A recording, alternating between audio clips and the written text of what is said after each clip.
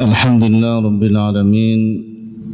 Wassalatu wassalamu ala nabiyyina Muhammadin wa ala alihi wa sahbihi ajma'in. Jamaah salat duhur yang Anda muliakan, semoga di siang hari ini Allah Azza wa Jalla melipat gandakan pahala ibadah kita sekalian dan dijadikan asbab untuk mendapatkan jannahnya Allah Subhanahu wa ta'ala.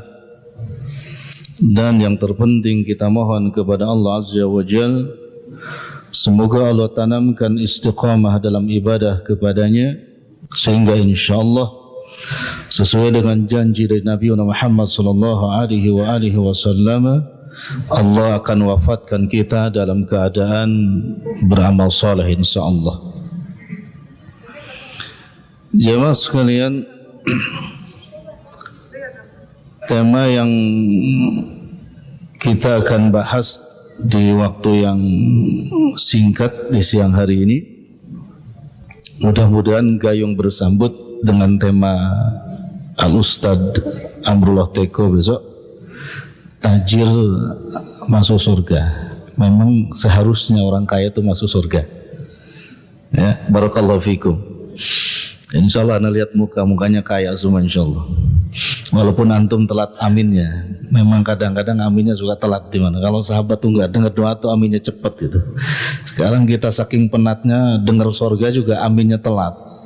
Yang lebih parah lagi kalau dengar neraka aminnya telat, itu lebih parah lagi. Kalau sahabat tuh gak begitu. Baik ya. Kalau yang sudah paham anggap saja ini murojaah. Kalau yang belum, kita sama-sama ta'lim hari ini.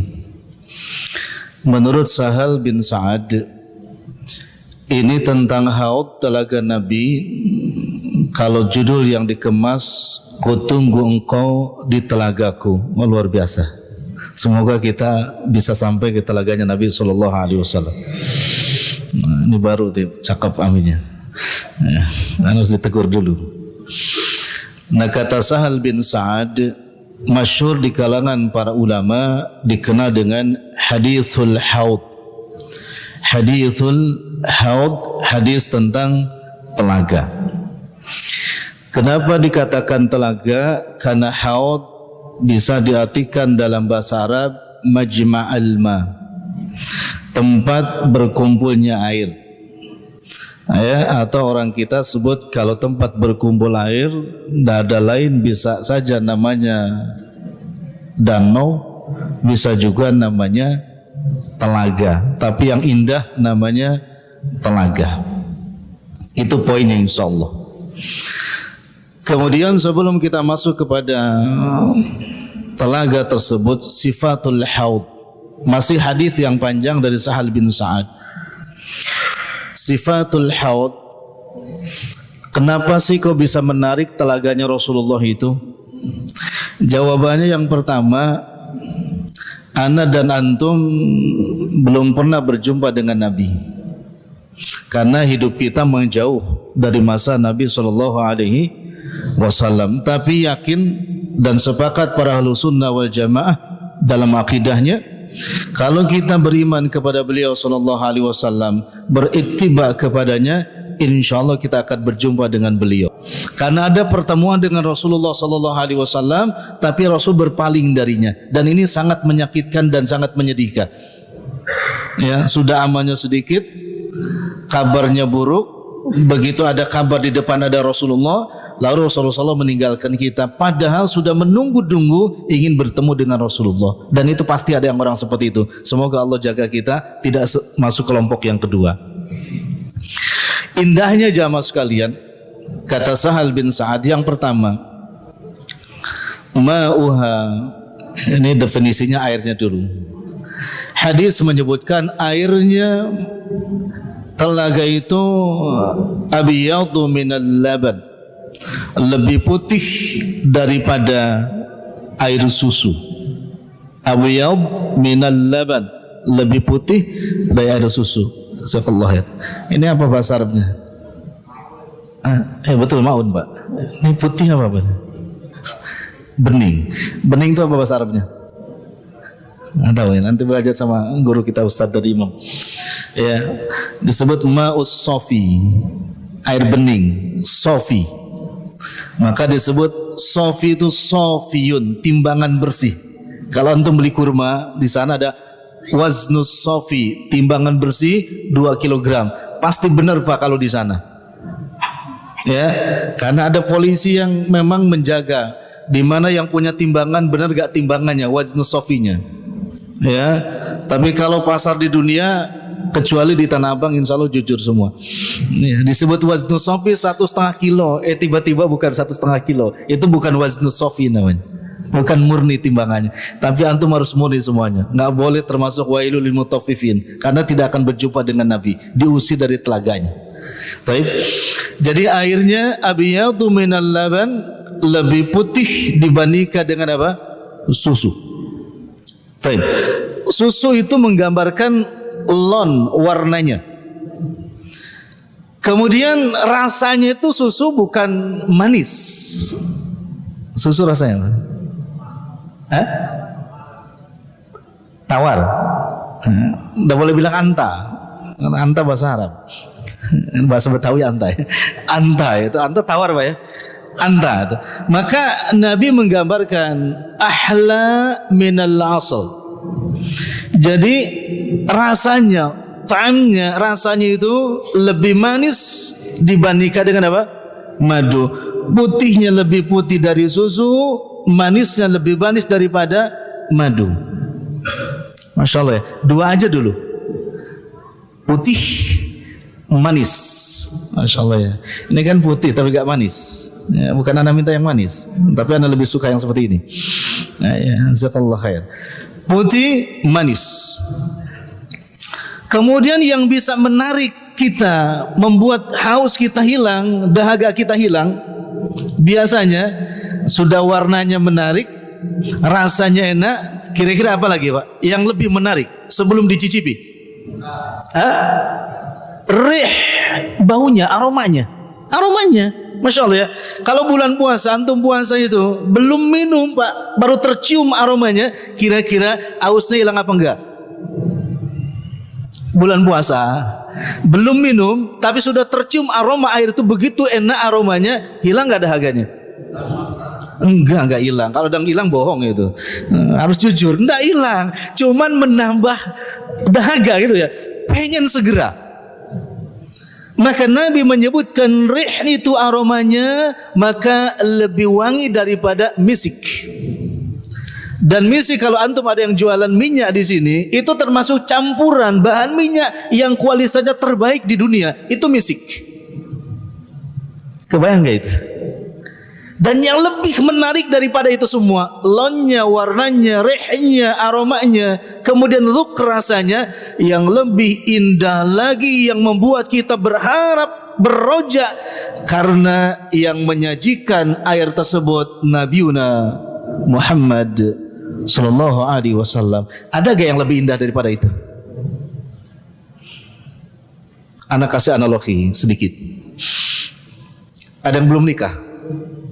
Ada yang belum nikah? Gak pakai lagi yang belum nikah. Keluar di belakang. Yang sudah nikah aja lah. Yang sudah nikah. Antum yang sudah nikah, tapi yang sudah nikahnya katakanlah baru 5 tahun atau 2 tahun. Yang 20 tahun nggak usah komen dulu. Yang 2 tahun 5 tahun ke kita antum malam pertama ya, kemudian masuk waktu pagi subuh, disajikan kopi atau susu atau air putih sama istri antum yang antum cintai luar biasa, kira-kira gimana rasanya? Ya, kira-kira gimana rasanya? Masih ingat gak yang baru nikah 2 tahun lah ya? Yang 20 tahun anak gak tanya lah. Masih ingat gak rasanya gimana? Atau ingat dulu ya? Bahagia luar biasa kan? Bahagia. Hatta kalau seandainya ada kekurangan rasa, gulanya kurang atau bagaimana, kira-kira rasa Arab kita? Tamam, sempurna. Kenapa bisa sempurna Pak? Bukan masalah kurang gulanya atau kemudian bukan, karena kesempurnaan yang menyajikannya. Kebayang gak kalau yang menyajikan air itu langsung Nabi Muhammad sallallahu alaihi wasallam? Masya Allah. Mudah-mudahan sekali lagi kita termasuk. Ya, Nabi yang susah payah, Pak. Di dunia beliau sibuk menasihati kita, memberikan ilmu kepada kita, ya, memberikan solusi tentang kehidupan kita agar kita juga nyaman hidup di akhirat.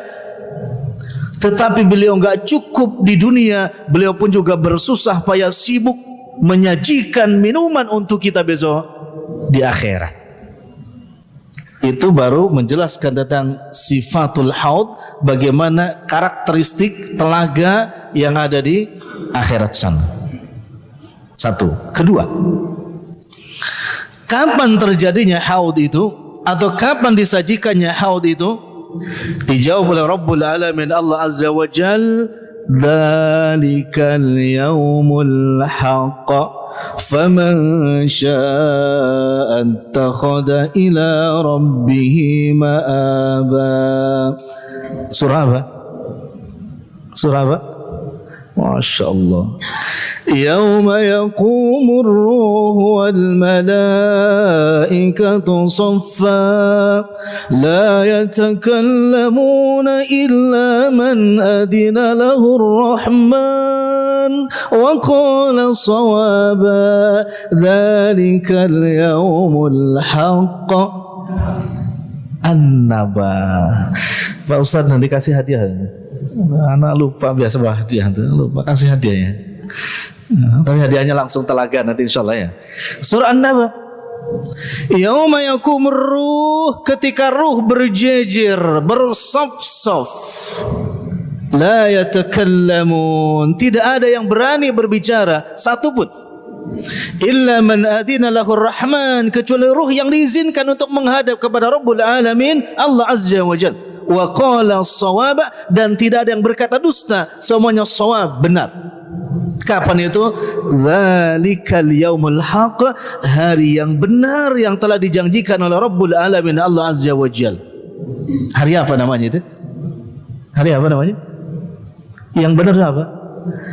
Hari yang benar itu hari di mana muka manusia tertunduk karena takut kepada Allah Subhanahu wa taala. Hari yang muka manusia ketakutan memikirkan nasibnya masing-masing. Semua berkata nafsi, nafsi, bagaimana nasibku, nasibku. Dan para nabi berkata salim, salim, selamatkan aku, selamatkanlah aku. Akan terjadi gak hari itu, Pak? Akan terjadi. Antum yakin? Kalau nggak yakin kufur, murtad. Akan terjadi. Yauma yafirrul mar'u min akhihi wa ummihi wa abihi wa sahibati wa bani. Itu hari yang ketika suami dan istri berpisah, tidak memikirkan lagi suaminya. Suami tidak memikirkan lagi istrinya, orang tua tidak memikirkan lagi anaknya. Semua memikirkan tentang nasibnya masing-masing. Kira-kira kondisi seperti itu gimana? Genting apa tidak? Imam Ahmad mengatakan ketika saat itu la tazulu qadama 'abdin yaumal qiyamah hatta yus'ala an arba'in. Pada saat itu kaki kita tidak bergerak sama sekali di hari kiamat itu hingga selesai ditanya tentang 4 perkara. Kalau kaki tidak bergerak menandakan apa itu, Pak? Santai apa tidak santai? Tidak santai, saking takutnya tidak bergerak. Orang yang sholatnya khusyuk tidak bergerak, kecuali kalau imam sudah bergerak. Tapi orang yang sholatnya tidak khusyuk seperti ketebak angin, keterpa angin, ke depan, ke belakang. Antum melihat ada yang sholat begitu? Itu nggak khusyuk. Ya, benerin pecinya, benerin bajunya, benerin jam tangannya, benerin cincinnya, tidak khusyuk. Bahkan saya Muhammad Shalih Al-Munajjid mengangkat tema tentang itu. Iyyakum wal khusu'un nifaq, hati-hati kalian dengan khusunya orang-orang munafik. Yang mana khusu'un nifaq? Khusunya orang munafik yaqum ma'al musallin, berdiri bersama orang salat satu shaf, tetapi wa qulubuhum syatta, hatinya kemana-mana. Itu khusunya orang apa? Munafik. Khusunya orang munafik. Ya, ini gak bergerak. Gak bergerak kecuali yang diizinkan oleh Rabbul Alamin untuk apa? Berbicara. Dan perkataannya semuanya benar. Tidak bergerak sama sekali. Ketika sedang sulit, bingung, galau, gelisah, tiba-tiba Nabiuna Muhammad sallallahu alaihi wasallam bersabda. Apa kata Nabi? Ana faratukum alal haud. Kata Nabi, aku duluan ke sana, ke telaga. Masya Allah. Apa kata Nabi? Ana faratukum alal haud. Aku duluan ke mana?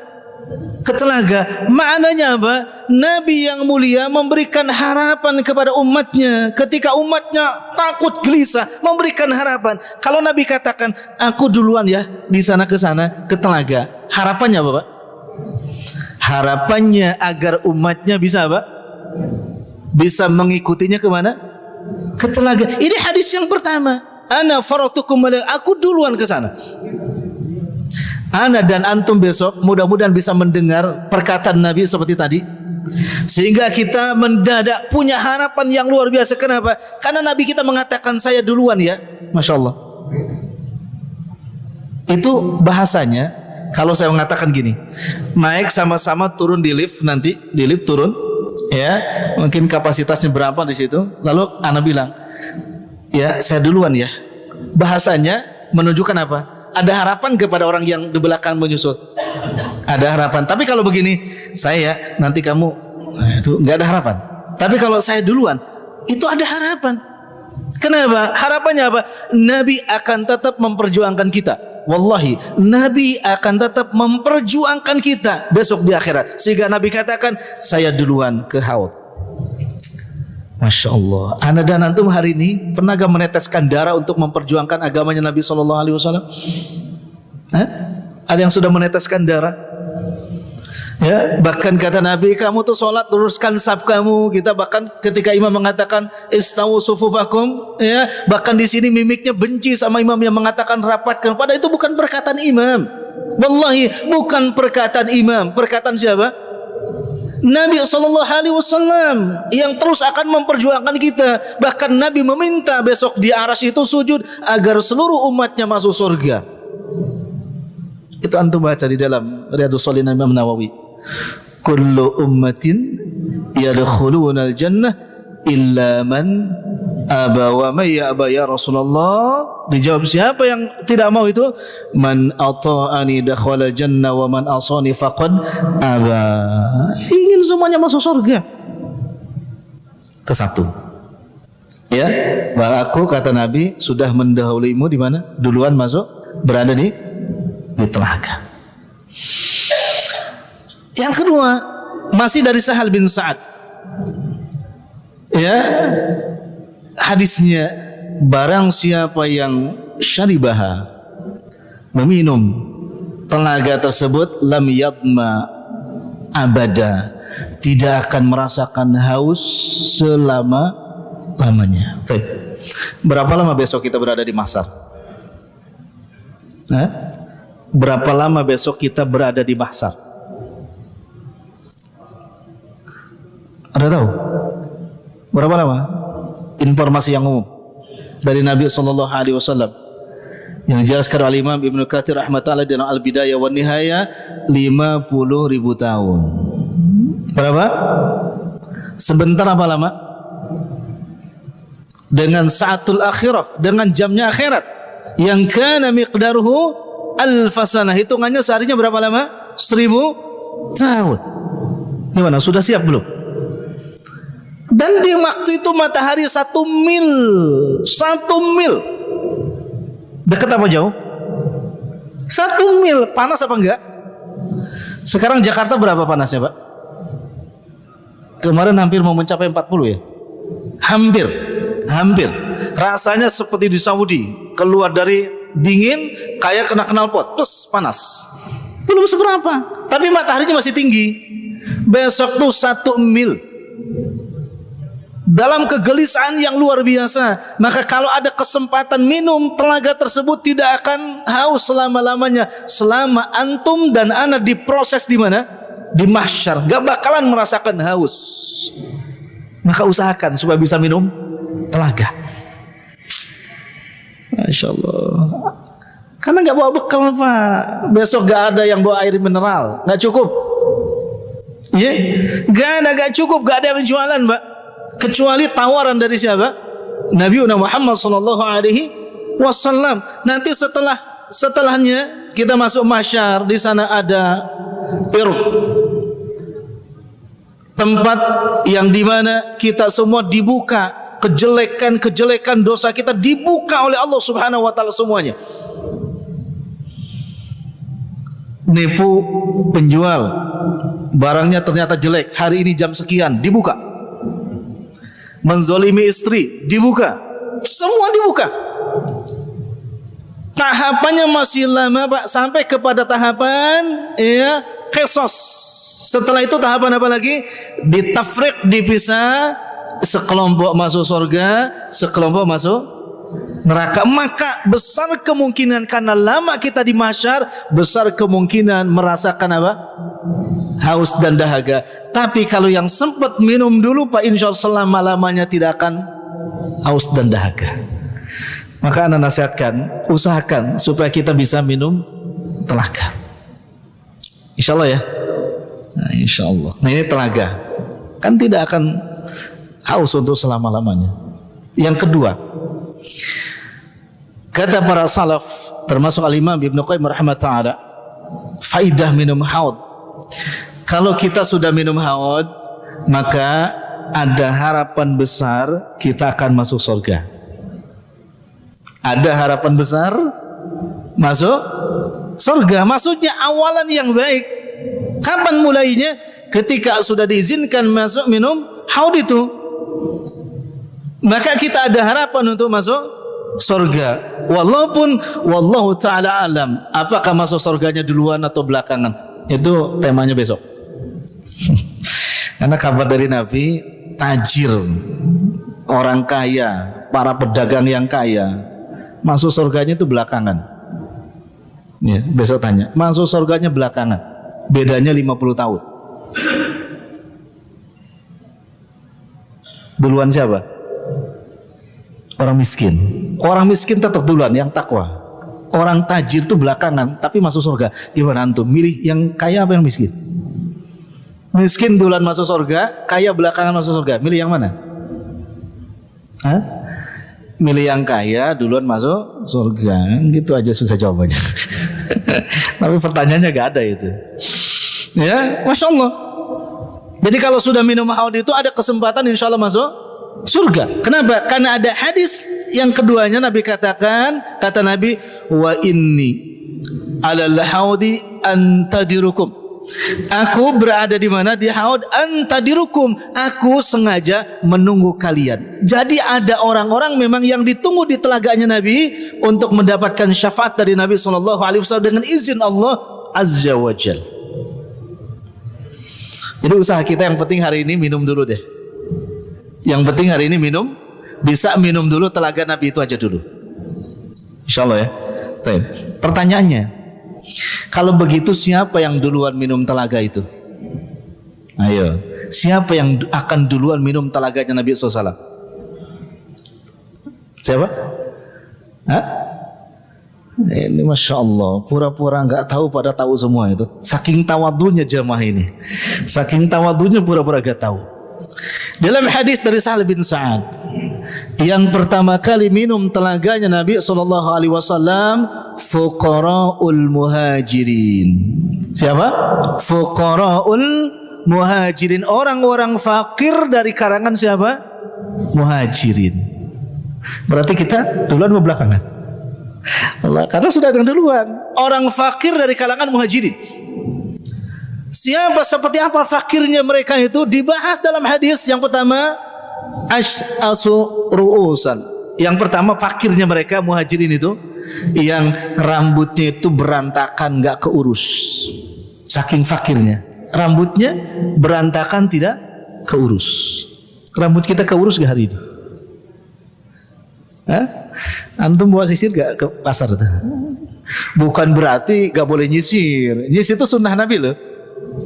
Ya, rambut rapi itu termasuk sunnah Nabi. Jadi antum bilang sama istri, Umi saya ke pasar nih, tolong siapin sisir, gitu kan? Boleh itu nyisir Pak, rapi. Ada kaca tuh di hammam itu, nyisir yang rapi, tidak boleh berantakan. Saking fakirnya rambut gak keurus, itu maksudnya. Sampai gak keurus, berantakan rambutnya Pak. Itu ciri yang pertama yang disebut fakirnya sahabat muhajirin. Yang kedua, ad-danasu thawban, bajunya lusuh. Bajunya sudah rambutnya gak keurus, bajunya cuman punya satu. Cuman punya satu, gak lusuh Pak. Masya Allah. Anda dan antum baju punya berapa di rumah? Waktu belakangan banget itu minum tahotnya tuh. Karena bajunya banyak. Bajunya banyak. Hati-hati. Yang ketiga, fakirnya mereka di dalam hadis jelaskan. La yankihunal mutanna'imah. Mereka juga kalau mau nikah sama perempuan yang kaya selalu ditolak. Saking apanya? Saking apanya Pak? Fakirnya. Kalau ada cewek akhwat yang cantik kemudian kaya, pokoknya gak laku sama yang kaya.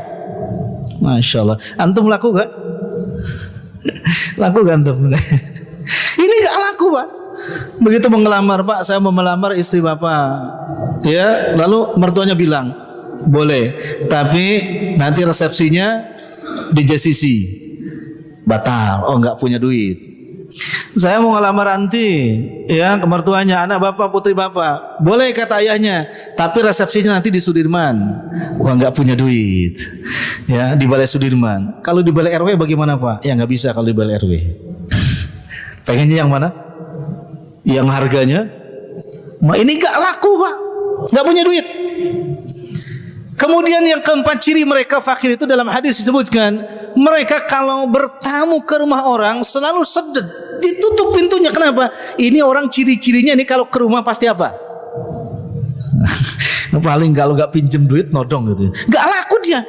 Saking fakirnya muhajirin itu Pak, tetapi mereka mendapatkan keberkahan apa? Mereka yang pertama kali, ya, mendapatkan minuman dari Nabi Sallallahu Alaihi Wasallam. Jadi kayaknya anak dan antum nggak dapat itu, nggak dapat duluan, pasti belakangan. Nggak apa-apa nggak? Masalah nggak? Kalau belakangannya 5.000 tahun gitu, masalah nggak? Masalah. Pengennya dapatnya duluan, ya. Mulai hari ini antum nggak usah nyisir ya. Bajunya lusuh, nggak begitu, nggak begitu, nggak begitu. Nanti dimarahin sama istrinya. Kenapa pulang-pulang ngaji kok rambut yang nyisir? Itu dari ustadz tadi, anak yang kena nanti. Nggak begitu. Tetap beriman, bertakwa, berroja, dan juga sifat khauf, ya. Fa insyaallah dimudahkan jalan menuju bertemu Nabi dan mendapatkan jamuan dari Nabi Sallallahu Alaihi Wasallam. Itu sifatnya. Yang kedua baru. Kelompok yang kedua yang mendapatkan minuman yang langsung dihidangkan oleh Nabi Muhammad SAW adalah semua orang yang ittiba kepada Nabi SAW. Dalilnya mana? Surah An-Nisa ayat 69. Wa may yuti'illaha war rasula faulaika ma'al ladina an'ama Allahu alaihim. Apa an'ama Allahu alaihim? Mereka yang telah Allah berikan nikmat kepadanya, dan nikmat di mahsyar adalah tidak ada lain kecuali nikmat dijamu oleh Nabi sallallahu alaihi wasallam. Faulaika ma'an nabiyyin, mereka sejajar bersama para nabi. Apa tadi kuncinya? Wa may yuti'illaha war rasula, supaya dimudahkan bertemu dan mendapatkan hidangan dari Nabi, yaitu haudnya, adalah taat kepada Allah dan ittiba kepada Nabi sallallahu alaihi wasallam. Cuma dua itu. Wa may yuti'illaha war rasulah. Insyaallah dapat ya. Dapat. Karena kita termasuk yang taat, alhamdulillah. Hari ini dan moga-moga selamanya. Ya, taat kepada Nabi. Kenapa? Karena Nabi sayang kepada kita. Antum baca di dalam surah Al-Ahzab ya, ayat ke-41, laqad kana lakum fi Rasulillahi uswatun hasanah. Ada kalimat laqad kana lakum fi Rasulillah, sungguh telah ada di dalam jiwa Nabi uswah, suri tauladan. Yang mana? Hasanah, yang baik. Anda sering jelaskan makna hasanah, kebaikan yang kalau kita laksanakan mendatangkan pahala. Dalam bahasa Arab hasanat itu kebaikan yang kalau kita laksanakan mendatangkan pahala. Ini air semua tahu air sofi. Ini bahasa Arabnya baik itu apa? Thayyib. Bahasa Arabnya kalau baik itu thayyib, ya, thayyib. Kalau ana minum, mohon maaf ini contoh. Kada masalah kan? Contoh, dapat pahala enggak? Dapat pahala enggak? Tidak. Kenapa tidak? Tadi ana minum enggak baca bismillah. Tapi haram apa enggak airnya? Tidak. Thayyib. Yang sekarang bismillah. Alhamdulillah. Dapat pahala enggak? Insyaallah. Itu namanya hasanah. Yang pertama baru thayyib. Baik, enggak masalah. Jenisnya enggak haram, enggak najis diminum. Ya kan, halal, tapi tidak mendatangkan pahala. Kapan air ini diminum mendatangkan pahala? Manakala pertama minumnya caranya dengan tangan kanan, yang kedua membaca bismillah, yang ketiga selesai membaca hamdalah, maka baru yang thayyib ini berubah menjadi hasanah, mendatangkan kebaikan pahala. Masya Allah. Dan itu Nabi contohkan kepada kita supaya sampai ke telaganya. Maknanya ittiba kepada Nabi, tidak ada satu perbuatan pun yang tidak dicontohkan oleh Nabi SAW, dan semua yang dicontohkan Nabi akan mendatangkan kebaikan fid dunya wal akhirah. Gitu ya. Berapa kebaikan pahalanya Pak ketika tadi Anda baca tadi? Berapa kebaikan pahalanya? Ya, nanti Bapak pulang di sini minum, baca bismillah. Berapa kebaikan pahalanya? Imam At-Tirmidzi dalam hadisnya, man qara'a harfan min kitabillah falahu hasanat wal hasanat bi asyri amsalihha. Barang siapa yang membaca Quran dari satu huruf mendapatkan satu kebaikan, dan satu kebaikan dilipat menjadi berapa? 10 kebaikan. Bismillah hurufnya berapa? Jumlah hurufnya? Ba, sin, mim, alif, lam, ha. 7. Bismillah. Berarti berapa kebaikannya? Pahalanya? 70 kebaikan. Itu hadis riwayat Tirmidzi. Masya Allah kan? Tapi kalau antum enggak baca bismillah, dapat gak kebaikan? Tidak. Hanya hilang apanya? Dahaganya. Hilang dahaganya, tapi gak hilang besok di akhirat. Tapi kalau baca bismillah, hilang dahaga di dunia, dan insya Allah hilang dahaga di mana? Di akhirat. Karena Nabi akan suguhkan kembali. Belum lagi alhamdulillah. Berapa huruf? Gak pernah ngitung ya, Masya Allah. Pantasan gak tertarik. Kalau Anda beli baju tuh dilihat, jahitannya dilihat, ya harganya berapa baru. Ternyata duit itu gak pernah salah. Ya, mata yang suka salah Pak. Ya, begitu harganya sekian ternyata barangnya bagus gitu Pak ya. Tapi kalau lihat oh sekian harganya ternyata jelek, berani beli nggak? Nggak beli nih. Kalau dipaksakan oleh penjual namanya goror, ada unsur penipuan, haram hukumnya. Bagus ternyata kancingnya ditarik dikit aja, copot, goror itu ada unsur penipuan, haram hukumnya. Tapi kalau memang ditarik, istilahnya gajah aja gak copot, berani sekian juta antum beli. Kenapa? Secara kualitas dan kuantitasnya bagus. Itu yang diajarkan Nabi. Secara kualitas dan kuantitasnya ada faidahnya. Kapan faidahnya? Di dunia mendapat keberkahan, di akhirat juga mendapat keberkahan. Hanya berinteraksi dengan satu, minum pakai tangan kanan, membaca basmalah, kemudian minumnya 3 tegukan, tidak boleh ditiup kalau panas, setelahnya baca hamdalah. Masya Allah. Satu aqua berapa kali minum antum? Berapa kebaikan ketika minum aqua. Tapi coba kalau dengan tangan kiri berdiri, habis itu bekas aquanya dibuang ya di tempat sampah, tapi tempat sampah orang lain. Nah itu bukan kebaikan, malah dosa semuanya. Kapan kita mengikuti wa may yutilah war rasul? Sedangkan Nabi mengenal kata Nabi a'rifuhum wa ya'rifuni, kata Nabi, aku mengenal mereka di telaga itu, wa ya'rifuni, dan mereka juga mengenal aku. Dari mana kita bisa mengenal Nabi, dan dari mana Nabi bisa mengenal kita? Jawabannya min sunnatihi, dari mengikuti sunnah Nabi sallallahu alaihi wasallam, tidak dengan yang lainnya. Insyaallah ya. Insyaallah. Masya Allah. Nabi ngajarin nggak kalau kita duduk baca bismillah? Kita duduk kayak begini tadi, begitu duduk baca bismillah. Nabi ngajarin apa enggak? Anak katakan tidak ada satu aktivitas pun yang tidak diajarkan oleh Nabi yang membawa keberkahan dunia dan akhirat. Kenapa? Karena Nabi katakan aku tunggu di telaganya. Kalau kapan? Kalau kita mengikuti beliau. Bagaimana Nabi ngajari kita duduk? Masih ada waktunya nih. Ya, bagaimana Nabi ngajari kita duduk? Karena Nabi mengatakan aku tunggu di telaganya loh Pak. Kalau kita nggak ngikutin beliau bisa nggak? Enggak. Aku tunggu. Kata Nabi, aku tunggu telaga. Siapa? Mereka yang ngikutin aku, ya kan? Ditunggu yang ngikutin Nabi kan? Mau ngikutin nggak? Masya Allah. Kita ngikutin beliau karena beliau menunggu. Ya Rasulullah, ya saya mau ya Rasulullah, tapi saya nggak mau ngikutin jalanmu. Gimana kira-kira? Nggak ketemu.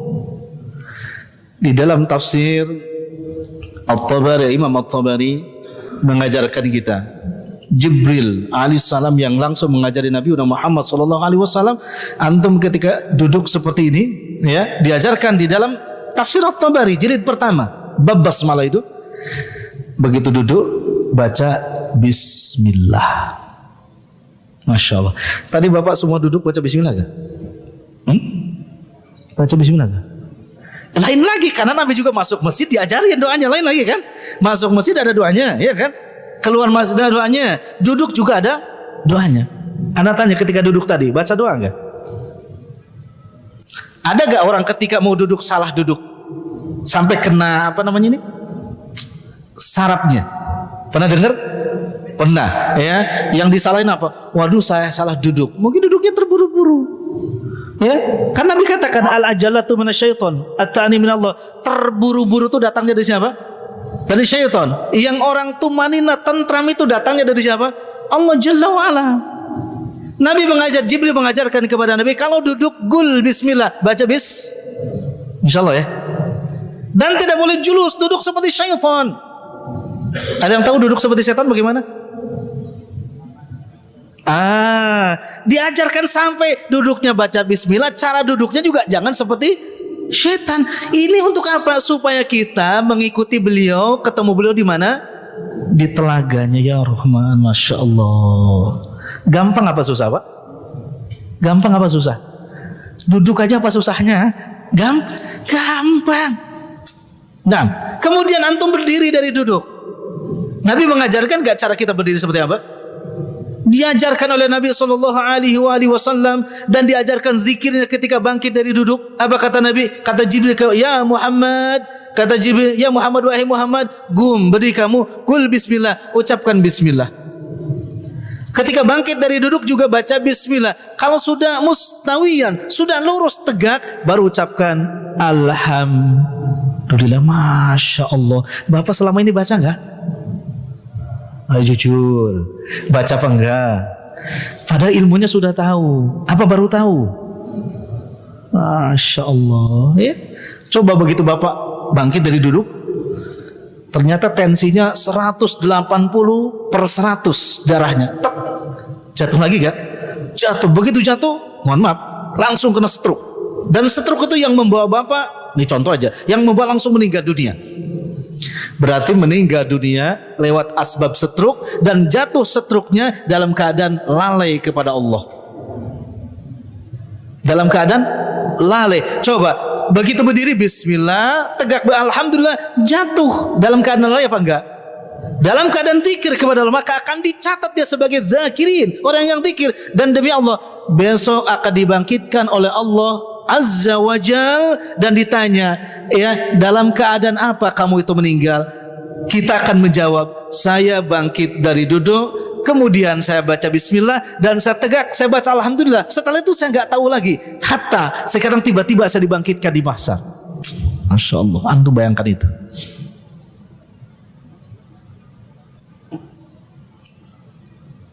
Antum bayangkan itu kebiasaan kita. Nggak boleh kebiasaan jelek itu. Karena nggak tahu umur kita di mana, Pak. Kalau dalam keadaan lalai, Insya Allah ya, nggak ada celah kita untuk bermaksiat kepada Allah. Nggak ada ruang kita untuk maksiat kepada Allah. Ini semua ardullah, bumi punya Allah Azza wa Jalla. Dan kita hidup diatur oleh Allah, bukan diatur oleh diri kita, Pak. Bukan. Maka indah sekali kata Nabi, aku tunggu kalian di telaga. Bagi kita yang mau. Padahal kita tuh siapa? Anak tuh siapa? Antum tuh siapa? Tapi Nabi saya mengatakan, aku tunggu, kata Nabi, siapapun di antara kalian. Karena Nabi tahu tidak ada di antara kita yang enggak punya dosa. Kullu bani Adam khata'un. Setiap kita punya dosa. Wa khairu khata'in at-tawwabun. Dan sebaik-baiknya orang yang punya dosa yang sadar segera bertaubat kepada Allah Azza wa Jalla. Itu Nabi tahu, Pak. Karena al-ma'sum hanya Nabi SAW. Tapi mesti kita sadar, Nabi cinta kepada kita sampai di dunia mengusahakan kita agar kita selamat, dan di akhirat juga mengusahakan kita agar kita masuk surganya Allah Subhanahu wa taala. Kita yang sering ngeyel, diajak ngaji susah, meninggalkan riba susah, ya, dan sebagainya. Tapi Nabi cinta kepada kita. Alhamdulillah hari ini Allah masih memberikan umur kepada kita. Ya. Insyaallah. Mudah-mudahan usahakan, insyaallah. Dan mereka ada orang-orang yang ditolak, dihalau setelah berada di depan telaga Nabi Sallallahu Alaihi Wasallam. Siapa mereka? Kata Nabi, hum min ummati. Ternyata dia tuh umatku.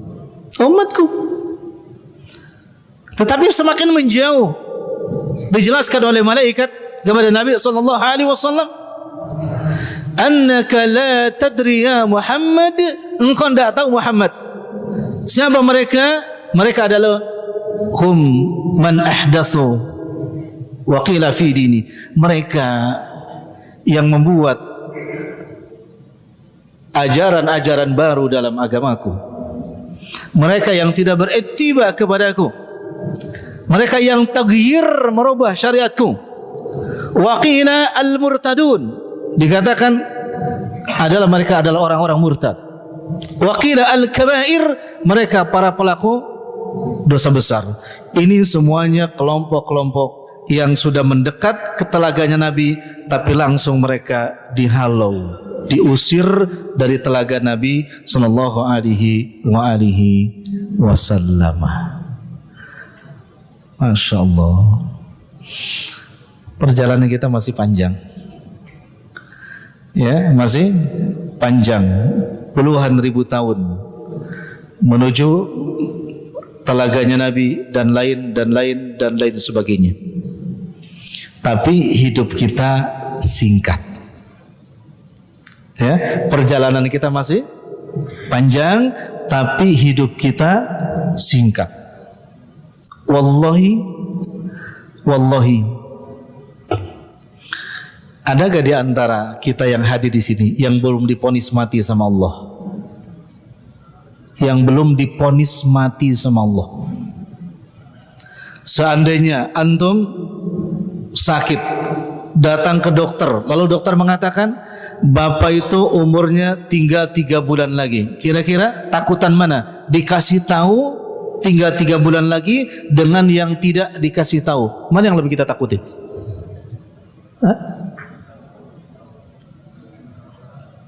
Mestinya orang yang cerdas yang nggak dikasih tahu. Kalau dikasih tahu 3 bulan lagi, alhamdulillah, ya kan? Makanya antum kalau berobat ke dokter, kalau dokter sudah bilang, Pak silakan pulang ke rumah, pokoknya makan apa saja Pak yang enak-enak, itu sinyal itu. Berarti sebentar lagi. Cuman dokter gak bilang 3 hari lagi gitu. Makan yang enak-enak, pokoknya makan lah ya. Yang lebih takut itu berbahaya nggak dikasih tahu. Kalau dikasih tahu, coba seandainya dikasih tahu 3 bulan lagi, coba apa yang antum mau lakukan? Jujur. Istighfar. Taib. Apa lagi? Pertanyaannya, ketika dokter ngasih 3 bulan lagi umur kita dan ada cita-cita mau sedekah istighfar, setan berhenti nggak menggoda kita? Setan berhenti gak? Atau semakin menjadi-jadi? Semakin menjadi-jadi. Boleh jadi malah antum gak bisa yang lainnya. Ya. Kenapa jawabannya? Maka tajri kamal ada. Setiap kita akan kembali kepada kebiasaannya. Itu yang harus dipahami. Kemarin Nana di depan ada yang hajatan. Janbi di samping rumah itu. Ada seorang anak muda seumuran antum bawa seorang ibu. Teriak-teriak.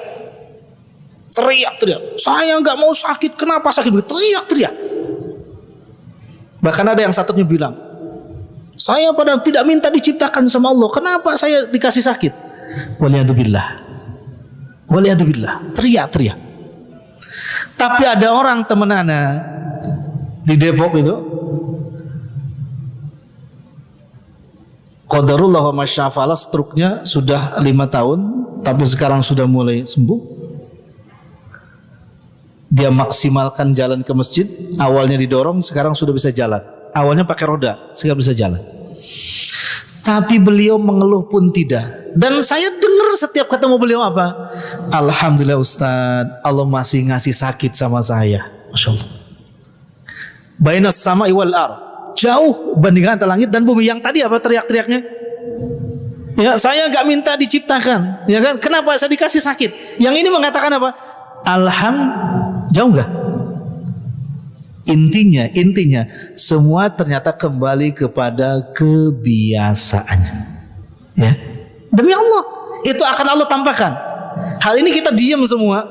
Besok ketika antum sakit atau mendekati sakaratul maut, yang akan keluar dari lisan antum sesuai dengan kebiasaannya. Demi Allah, tidak ada yang lain, kebiasaannya. Dan kebiasaan itu yang tahu siapa? Yang tahu kebiasaan sebenarnya siapa? Diri kita. Dengan siapa? Allah Azza wa Jalla. Dan ditampakkan ketika kita lemah, roh kita lemah, fisik kita ditampakkan, oh inilah kebiasaan kamu itu. Demi Allah, mudah-mudahan kebiasaan kita baik, karena pasti muncul kebaikan. Ada seorang hafiz sedang sakaratul maut, sakitnya luar biasa, mukanya tercabik-cabik, tangannya buntung. Saya pernah ke Cirebon ketemu dengan anak seperti itu. Tapi apa yang terjadi? Dia bilang sama abinya, minta Quran. Dia baca Quran, dan Allah mudahkan sakaratul mautnya dalam lantunan bacaan Quran. Mungkin gak kalau tidak biasa? Tidak mungkin. Akan kembali kepada kebiasaannya. Nauzubillah, orang yang suka bohong nanti juga seperti itu. Orang yang bercanda gak karu-karuan juga sakaratul mautnya seperti itu. Orang yang soleh Allah takdirkan menjadi contoh bagi siapapun ketika sakaratul mautnya. Seorang ulama ahli hadis, Abu Zur'ah Ar-Razi, yang di Al-Arqam yang sudah dengar kisah ini, Abu Zur'ah Ar-Razi, beliau perawi hadis yang meriwayatkan man kana akhiru kalamihi la ilaha illallah dakhala jannah. Di situ ada Abu Hatim. Abu Hatim juga perawi hadis. Apa kata Abu Hatim? Hadarna Abu Zur'ah Ar-Razi inda sauq, kata dia. Aku hadir berada di rumahnya Abu Zur'ah Ar-Razi ketika beliau nazak sakaratul maut. Tujuannya kalau orang soleh mendatangi orang yang sedang sakaratul maut, tujuannya apa Pak? Untuk bisa membimbing, talqin la ilaha. Tetapi kata Hatim dan Zaid Mundir Al-Asnami, kata dia, setelah berada di hadapan Abu Zur'ah Ar-Razi, kata dia, nastahi, aku segan, malu untuk mentalkin beliau. Kenapa? Karena Abu Zur'ah Ar-Razi adalah perawi hadis, ulama dan soleh. Masya Allah, orang yang hidup aja untuk mentalkin orang soleh malu Pak, hanya mengatakan yuk bacalah ilaha, dia malu. Masya Allah. Kira-kira besok siapa yang mentalkin kita? Jangan-jangan gak ada yang mentalkin. Sakaratul maut di tempat yang mana? Nauzubillah. Ya, maka harus hadir di tempat ini. Harus banyak hadir di majlis ilmu. Allah akan gerakkan besok ketika sakaratul maut, orang datang banyak menghampiri kita. Kenapa? Al-hasanat, thawabul hasanat, al-hasanatu bahda.